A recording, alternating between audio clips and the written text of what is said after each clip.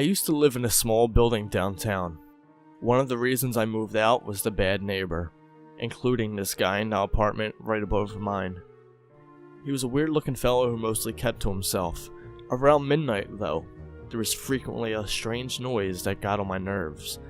It wasn't loud, to be fair, but I have really light sleep, so it was hard for me to get shut-eyes with those little bumping sounds going on and on. It reminded me of high heels walking about, but not as loud, as if the person causing the noise was actually trying to be silent. After a few days, I realized the pattern was always the same, like a recording played over and over with random intervals in between. And that went on for the best part of a year. Always the same sequence of bumps, slowly tattooed into my mind, sometimes for hours straight during the night.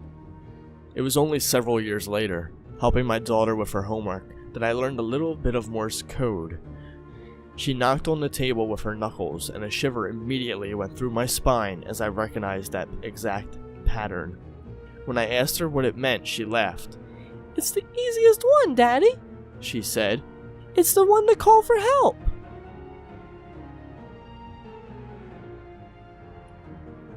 After a lifetime of being deaf, my best friend just received implants to hear again. When he woke from the surgery, we all stood around him. His wife was the first one to say anything. He heard her voice and at once began to cry.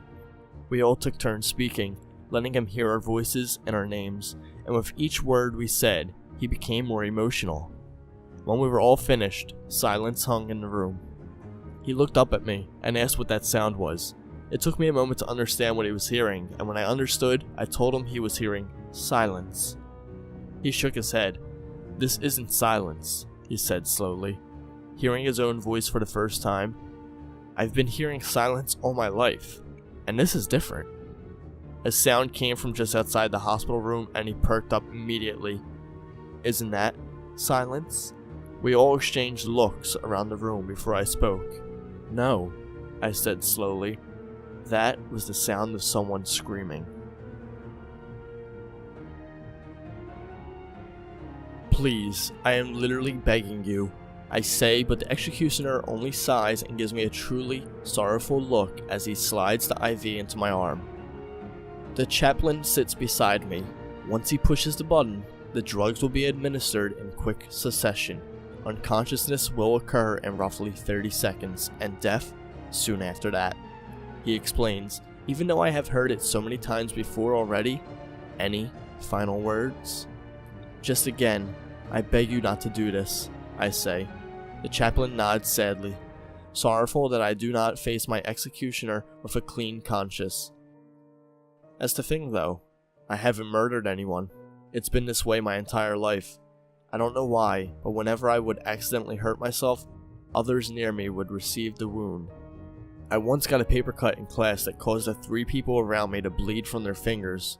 In high school, I was in a car accident, and even though my side of the car was hit, my girlfriend developed a broken leg. I'm always very careful. I take care of myself, trying to stay in the very best of health.